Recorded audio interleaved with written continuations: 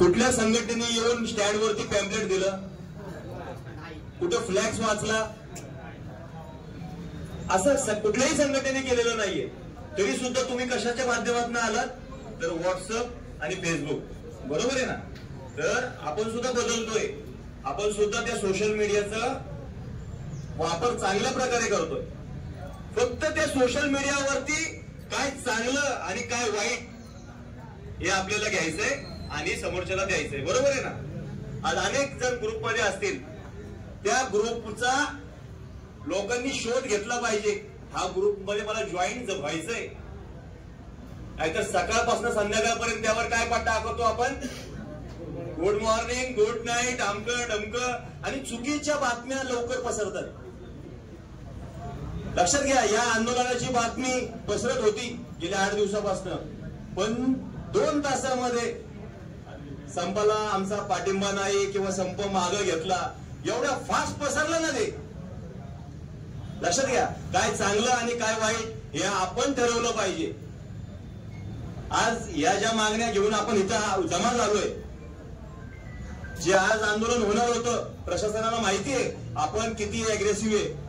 रिक्षा चालकांचं आंदोलन प्रशासनाने बघितलेलं आहे आरटीओच्या चौकामध्ये, पण आपण सुद्धा या नागरिकांना, पुण्यातल्या या प्रशासनाला सहकार्य केलं पाहिजे. त्या पद्धतीने पुणे जिल्हा रिक्षा चालक मालक कृती समितीने काल रात्री भूमिका बदलली. मित्रांनो, हे आजचं आंदोलन, हे आंदोलन संपलं का? नाही. सगळ्या संघटना एका व्यासपीठावर आलेल्या आहेत आणि सगळ्या संघटना शेवटच्या श्वासापर्यंत, भाऊंनी सांगितलं, शेवटच्या श्वासापर्यंत एकत्र येऊन पूर्ण लढा देणार आहे. आता ह्याच्यामधल्या वेगवेगळ्या मागण्या, काही मागण्या केंद्र सरकारच्या दरबारी सॉल्व्ह होणार आहे, काही मागण्या राज्य सरकारकडे सॉल्व्ह होणार आहे, आणि काही मागण्या अशा आहेत ज्या कोर्टात सोडवाव्या लागणार आहेत. त्यातली त्यात आपलं कर्तव्य काय आहे? मित्रांनो, बाईक टॅक्सीचं संकट आपल्यासमोर कुणामुळे उभं राहिलंय? तर आपल्या चुकीच्या निर्णयामुळे उभं राहिलंय. ही बाईक टॅक्सी कुठं चालणार आहे मित्रांनो? तर त्या ओला, उबेर, रॅपिडो, इनड्राईव्हच्या ऍपला चालणार आहे.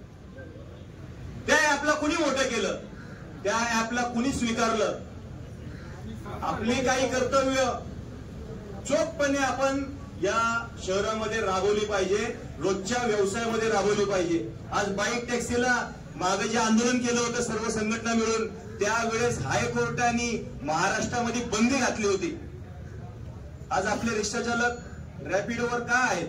जर का ते हायकोर्टाने बंदी आणली त्या ऍप्लिकेशनवर, त्या ऍप्लिकेशनवर आपण रिक्षा व्यवसाय का करतोय? हा प्रश्न तुम्हाला सर्वांना मला विचारायचा आहे. आज बाईक टॅक्सी बंद केली म्हणून रॅपिडोनी नवीन योजना आणली की रिक्षा चालकांना आपण एकत्र करू, आपल्यावरती जास्त व्यवसाय देऊ, आणि हायकोर्टात काय मांडणी करताय रॅपिडोला माहितीये का? ही एवढे सगळे रिक्षा चालक माझ्या ऍपवर व्यवसाय करतात, त्यांचं काय होणार? लक्षात घ्या, रिक्षा चालकाची काळजी ओला, उबेर, रॅपिडो सारख्या कंपन्यांना नाहीये, त्यांना प्रवाशाची सुद्धा काळजी नाहीये.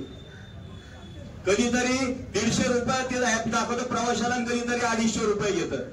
आज आपल्याकडनं प्लॅटफॉर्म फीच्या नावाखाली दिवसभरात कोट्यावधी रुपये आपल्याकडनं महिन्याकाठी ते घेतात. आज त्यांच्या ऍपला कार 10-12 रुपये किलोमीटरनी चालते. आपली रिक्षा शासनाने रेट ठरवून दिले 17 रुपये किलोमीटर आहे, आणि त्यांच्या ऍपला 13-14 रुपयांनी चालते. तरी पण आपण ते ऍप का वापरतोय? लक्षात घ्या, काय चांगलं आणि काय वाईट हे आपण सर्वांनी ठरवणं गरजेचं आहे. मुंबईतल्या डबेवाल्यांचं उदाहरण सांगतो मित्रांनो, प्रत्येक जण ओळखतो. काय काम करतात ते? फक्त घरापासून ऑफिसपर्यंत डबा पोहोचवण्याचं काम करतात, पण अख्ख्या जगामध्ये त्यांचं नाव गाजतंय. आज पुण्यातल्या रिक्षावाल्यांची सुद्धा जगाने दखल घेतली पाहिजे. अशा पद्धतीने आपण संघटित झालं पाहिजे, अशा पद्धतीने व्यवसाय केला पाहिजे.